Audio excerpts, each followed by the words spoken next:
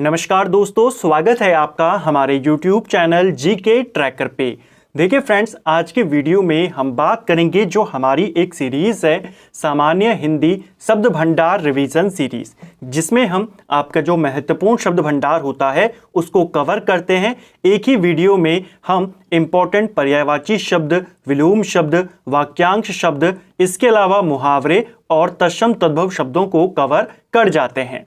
ये हमारी इस सीरीज़ की 5वीं क्लास है। अगर आपने इससे पहले की क्लासेस को नहीं देखा है, आप उनको प्लेलिस्ट में जाके देख सकते हैं। उसका लिंक आपको वीडियो के डिस्क्रिप्शन में मिल जाएगा। तो चलिए आज की क्लास को शुरू करते हैं। शुरुआत करेंगे वाक्यांश के लिए एक शब्दों को लेकर के। पहला है हमारा, जिसके अहंकार का नाश हो गया हो, उसके लिए एक शब्द क्या होता है। इससे पहले की 4 क्लासेस में 80 वाक्यांश को हम कवर कर चुके हैं। आज इनकी संख्या 100 तक आपकी पहुंच जाएगी। जिसके अहंकार का नाश हो गया हो, उसके लिए एक शब्द होता है आंत गर्व। ठीक है। जन्म लेते ही मर जाना, तो जन्म लेते ही जो मर गया हो या गिर गया हो, उसके लिए आदंडपात शब्द का इस्तेमाल किया जाता है। जो अपने आचरणों से पवित्र है उसको क्या कहते हैं, तो जो अपने आचरण से पवित्र है उसके लिए आचारपुत शब्द का इस्तेमाल होता है। ठीक है। जड़ से चोटी होगा यहां पर, ठीक है, छोटी नहीं होगा, चोटी होगा। तो जड़ से चोटी तक, इसके लिए होता है आमूलचूल। कई बार आपने सुना होगा कि हम इसमें आमूलचूल परिवर्तन करेंगे, यानी नीचे से लेकर ऊपर तक पूरा परिवर्तन किया जाएगा। तो जड़ से लेकर चोटी तक, इसके लिए क्या शब्द होता है, आमूलचूल शब्द का इस्तेमाल किया जाता है। नेक्स्ट है, भगवान के सहारे अनिश्चित आय, उसको क्या कहते हैं। तो ऐसी आय जो भगवान के सहारे हो, अनिश्चित आय हो, उसके लिए आकाश वृत्ति बोली जाता है। अपने को धोखा देना, इसके लिए एक शब्द होता है आत्मवंचना। आत्मवंचना यानी खुद को, अपने को धोखा देना। वह स्त्री जिसका पति परदेश से आ गया हो, उसको क्या कहते हैं, उसके लिए आगत पतिका का इस्तेमाल किया जाता है। ठीक है। तत्काल कविता रचने वाला, उसको क्या कहते हैं। कई बार आपने सुना होगा कवियों के बारे में कहा जाता है कि यह एक आशु कवि है। तो आशु कवि का मतलब होता है जो तत्काल कविता की रचना कर सके। तो तत्काल कविता रचने वाले के लिए एक शब्द है आपका आशु कवि। जिसकी भुजाएं घुटनों तक लंबी हो, उसको क्या कहते हैं, तो जिसकी भुजाएं घुटनों तक लंबी हो उसे अजानुबाहु बोला जाता है।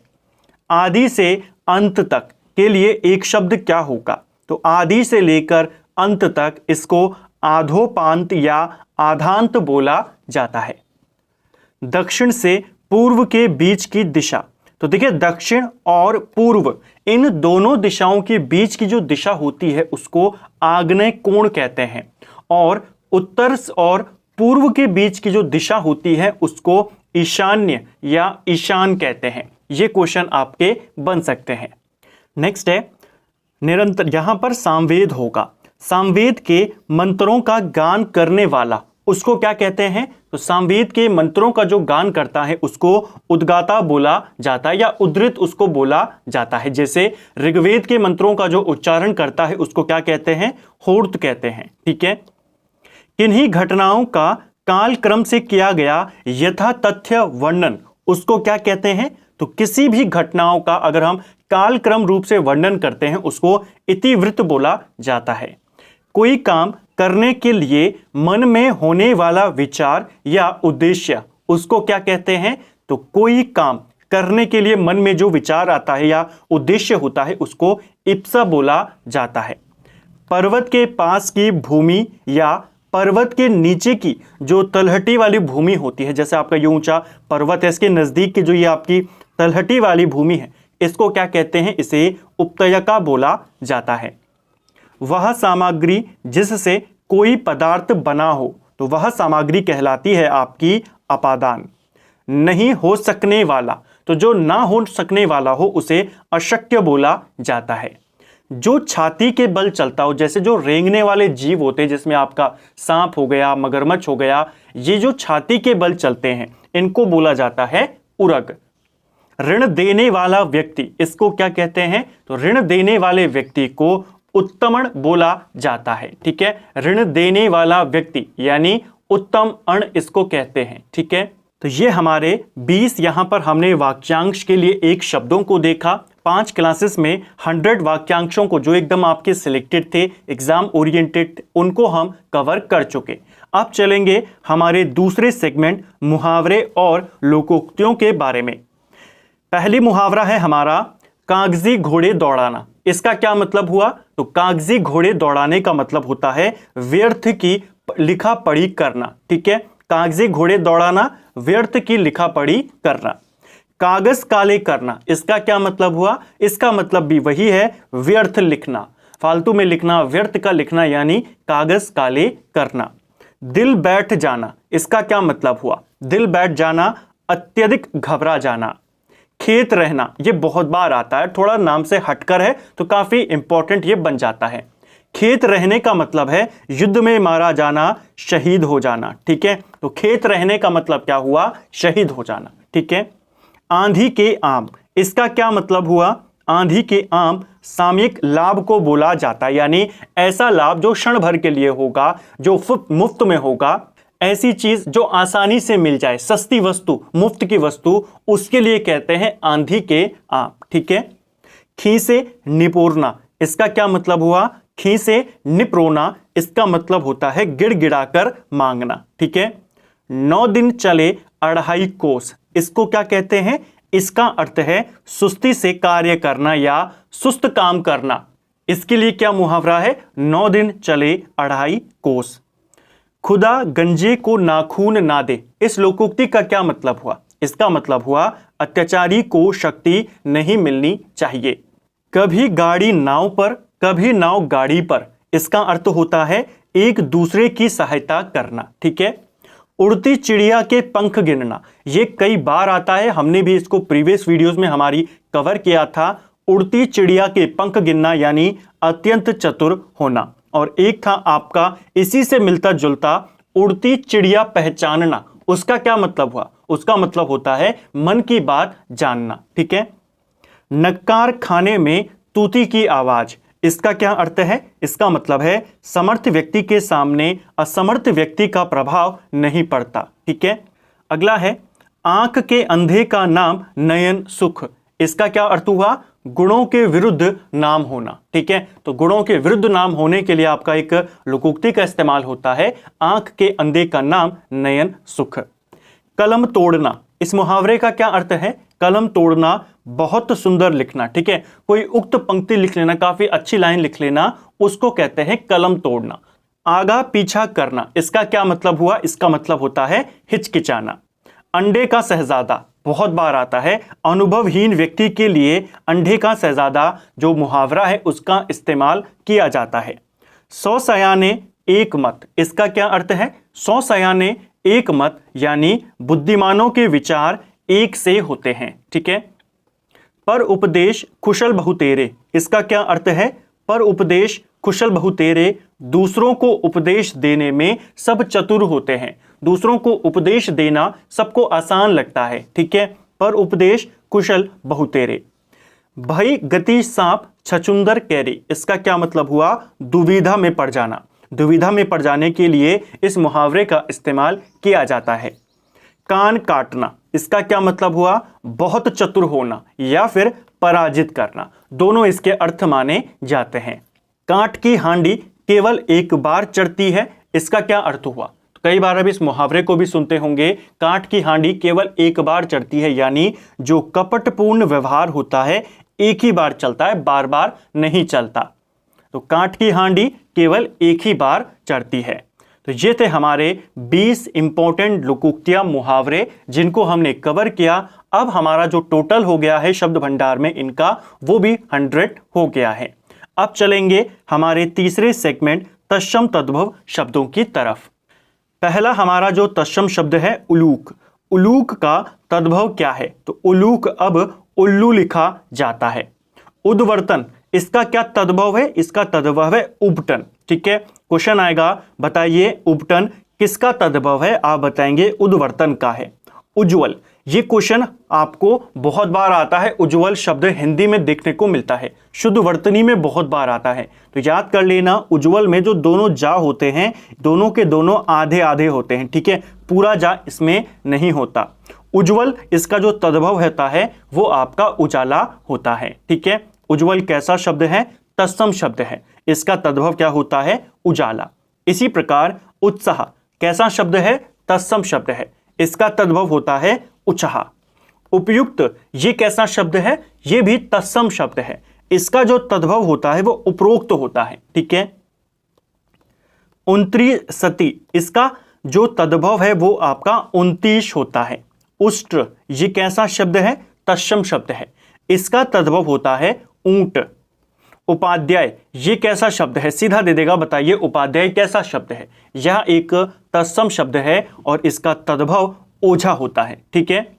अवश्याय इसका तद्भव क्या होता है? इसका तद्भव होता है ओस। तो ओस कैसा शब्द है? ओस आपका तद्भव शब्द है, इसका तत्सम क्या है? अवश्याय, ठीक है। उपवेष्टन इसका तद्भव क्या है? इसका तद्भव होता है ओढ़ना। ओष्ठ ये तत्सम है, इसका तद्भव होता है ऊंट। अवमूर्ध इसका तद्भव क्या होता है? औंधा, ठीक है। तो औंधे का तत्सम क्या हो गया? अवमूर्ध हो गया। उत्तापन इसका तद्भव क्या होता है? औटाना, ठीक है। ये क्वेश्चन बन जाते हैं। सबसे इंपॉर्टेंट कपोत। कपोत कैसा शब्द है? कपोत आपका तत्सम शब्द है, इसका तद्भव होता है कबूतर। कलश ये भी तत्सम शब्द है, कलसा बोला जाता है इसका तद्भव। कृत्यग्रह इसका तद्भव क्या होता है? कृत्यग्रह ये एक तत्सम शब्द है। कचहरी इसका तद्भव होता है। क्वेश्चन आ जाएगा, बताइए कचहरी का तत्सम शब्द बताइए। तो कचहरी का तत्सम कृत्यग्रह होता है। कंठफल इसका तद्भव क्या होता है? कंठफल का तद्भव कटहल को बोला जाता है। कटु इसका तद्भव होता है कड़वा। तो कड़वा तद्भव शब्द है, कटु तत्सम शब्द है। करपट इसका तद्भव होता है कपड़ा। कपड़ा कैसा शब्द है? तद्भव। और करपट आपका तत्सम शब्द होता है। करपास ये भी आपका तत्सम शब्द है और इसका तद्भव कपास होता है, ठीक है। एग्जाम में दो तरीके से, जैसे मैंने कल भी कहा, तत्सम तद्भवों को लेकर दो तरीके के क्वेश्चन आपके पूछे जाते हैं। पहला, आपको 4 शब्द दे देगा और कहेगा इनमें से तत्सम पहचानिए या तद्भव पहचानिए। तो क्या इनकी पहचान होती है, उनको हमने कल के वीडियो में डिस्कस किया। जो दूसरा टाइप आता है वो ये आता है, आपको एक शब्द दे देगा और कहेगा इस शब्द का तत्सम या तद्भव बताइए। तब आपको 4 ऑप्शन दिए होते हैं और आपको सेलेक्ट करना होता है कि इसका तत्सम या तद्भव कौन सा होगा। तो उनके लिए हम यहाँ पर ये सेलेक्टेड जो आपके तत्सम तद्भव होते हैं उनको कवर करते हैं। आज हमने यहाँ पर 20 तत्सम तद्भवों को देख लिया है। इनका जो टोटल नंबर है अब वो 60 तक हम कवर कर चुके हैं।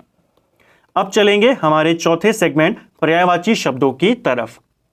पर्यायवाची शब्द भी आपके पेपर में आते हैं और सारी चीजें जो शब्द भंडार होता है, जैसा मैं आपको हर बार कहता रहता हूं, एक दूसरे से जुड़े रहते हैं। अगर आपका ये सेक्शन आप धीरे धीरे इनको रिवाइज करेंगे, डेली बेसिस पर इनको पढ़ेंगे, तो आपका जो शब्द भंडार वाला पोर्शन है वो काफी मजबूत आपका हो जाएगा। पर्यायवाची शब्दों की बात करें तो आज का पहला पर्यायवाची शब्द है हमारा जड़।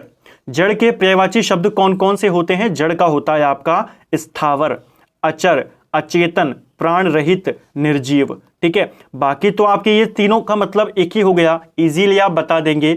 अचर का मतलब भी आप इजीली बता देंगे, जो चर नहीं सकता, जो एक ही जगह पर रहेगा। स्थावर को याद कर लीजिए, ये जड़ का पर्यायवाची शब्द है। जीव की बात करें तो जीवा, जबान, ये तो कॉमन है। जीव के पर्यायवाची शब्दों में आपने रसना को याद करना है, रसज्ञा को याद करना है, रसिका को याद करना है।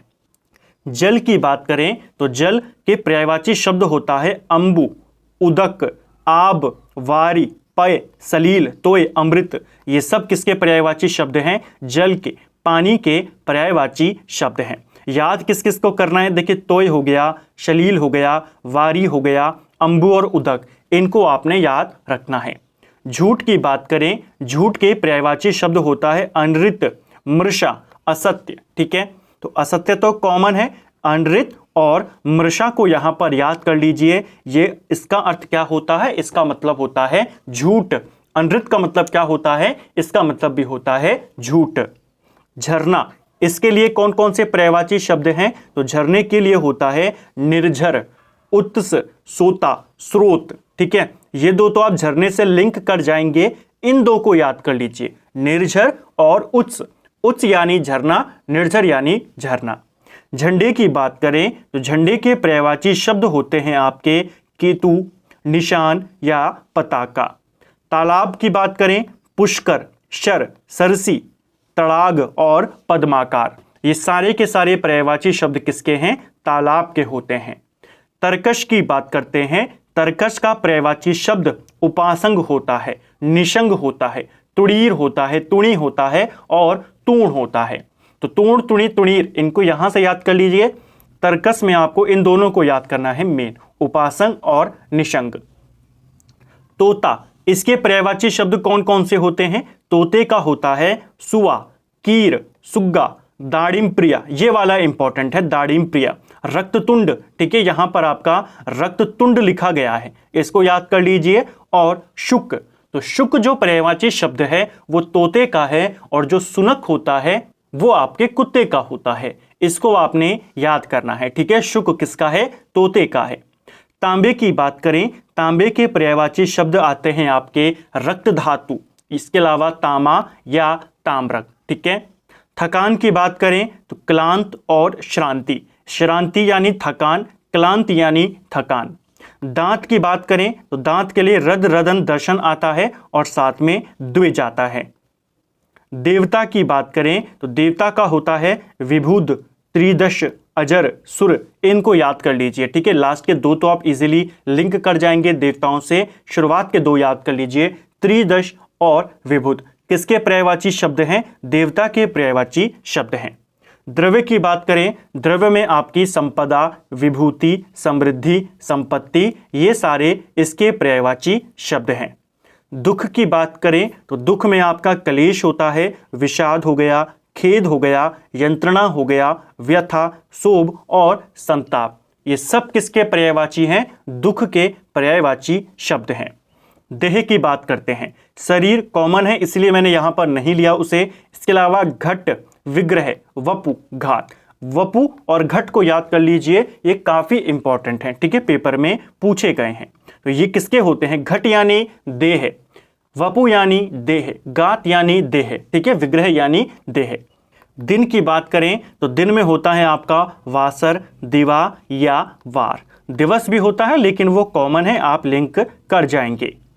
दास की बात करें, दास के पर्यायवाची शब्द होते हैं किंकर, भृत्य, परिचर, अनुचर, चाकर, नौकर, ये सब किसके हैं? दास के पर्यायवाची शब्द हैं। दुर्गा, दुर्गा के पर्यायवाची शब्द कौन कौन से हैं? तो कल्याणी, सुभद्रा, कामाक्षी, सांभवी, चंडी, चामुंडा, कालिका, सिंहवाहिनी, ये सारे पर्यायवाची शब्द किसके हैं? दुर्गा के पर्यायवाची शब्द हैं। दुर्गम, दुर्गम का कौन कौन सा होता है? औगट हो गया, दुस्तर हो गया, दुर्हु हो गया और कठिन हो गया। तो ये सारे के सारे आपके दुर्गम के पर्यायवाची शब्द होते हैं।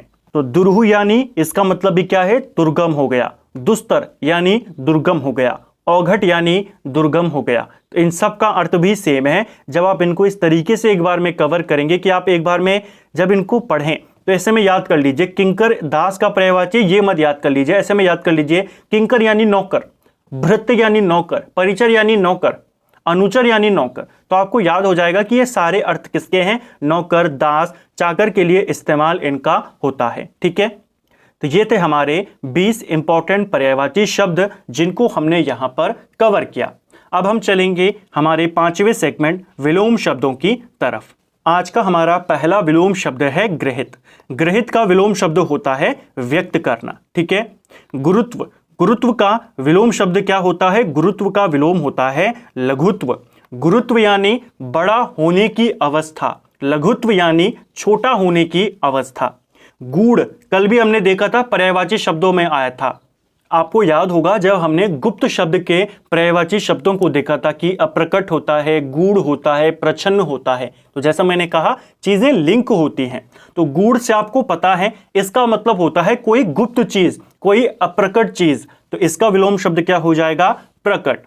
सघन, इसका विलोम शब्द क्या होता है? इसका विलोम होता है विरल। घोष की बात करें, इसका विलोम शब्द अघोष होता है। घन की बात करें तो इसका विलोम शब्द तरल होता है। चतुर का विलोम शब्द मूढ़ होता है। ठीक है, चतुर यानी जो बुद्धिमान हो, मूढ़ यानी जो बुद्धिमान ना हो। चिरंजीवी, इसका विलोम शब्द अल्पजीवी होता है। चिरंतन, इसका जो विलोम शब्द है वो नश्वर होता है। चिरंतन का मतलब हुआ बहुत दिनों का, जो बहुत दिनों से चला आ रहा है, और नश्वर यानी कि जो नष्ट होने वाली चीज है। ठीक है। चाटुकार, इसका विलोम शब्द होता है स्वाभिमानी। च्युत, इसका जो विलोम शब्द है वो संयुक्त होता है। च्युत यानी अलग हुआ हुआ, और संयुक्त यानी जुड़ा हुआ। ठीक है। चांचल्य, इसका विलोम शब्द होता है स्थैर्य। ठीक है।